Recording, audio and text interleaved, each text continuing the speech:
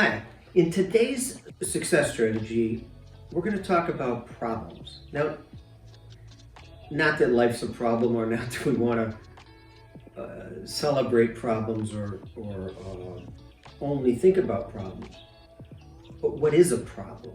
Problem is basically the distance between what is and what in your mind you desire to be.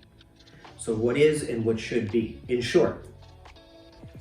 And when I get brought in quite often with clients, they have problems, specific problems they want me to help them address that they've not been able to do without me. The problem is persistent or pervasive, or they can't put their finger on it, but they know there's a problem. And so I asked, how do you define the problem? And the reason we start there is, and this is critical, how we define a problem immediately determines all the solutions our mind cannot possibly consider. So we picture any definition as what is and what isn't. So if I were drawing on a flip chart right now, or a piece of paper, and I just put a dot down, and I said, what shape is that? It's even hard to understand the question. But if I start drawing dots in a series of lines, that eventually your mind can extrapolate the fact that if there were a line, it would be a triangle. And I say, what shape is that?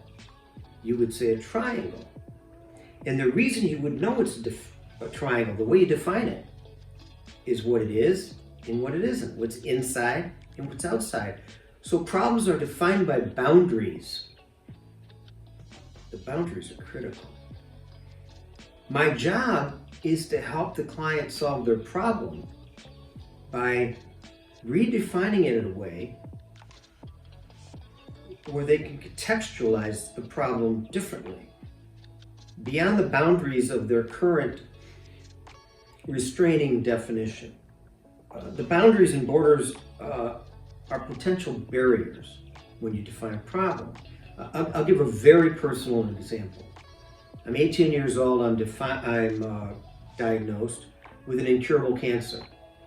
Now, don't worry, we're not going to cut the video short. I'm cured today. Here's what happened. I entered a program with experimental chemotherapy and radical surgery.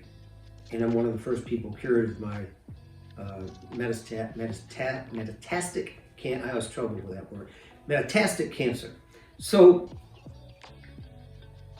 what happened was this young nurse named Jeannie Midashevsky at the time, today her name is Jeannie McDonough, pulled me aside because all I was talking about was my funeral. They told me I was going to die, so I listened to them, and I planned the only part of life left that I thought I could control. That's back when I thought I could control, before I wrote The Power of Losing Control. And she said, who said you're going to die? And I said, well, you guys. And she said, well, and I'm cutting this very short, I write about it more in the book. But she said, do you believe someone will be the first person cured? Never occurred to me. I said, yeah, sure, somebody. She said, why can't it be you? And she left the room. Now, she didn't change my problem. The problem still existed. I was going to die from testicular cancer if I wasn't cured. But what if I was? And that new contextualization had me stop focusing on my funeral and say, everyone dies, except that. What do you want to do between now and the time you die? And when I shifted that focus, it changed my entire life. That's why I'm here today. Well, that, modern medicine, higher powers, fate, serendipity, you guys pick your flavor, doesn't matter to me.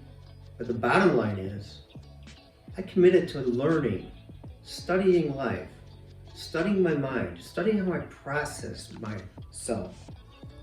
And I was able not to change the problem, but to redefine my problem in a way I could find power in it, which is the key that I help clients do when they call me to help solve a problem.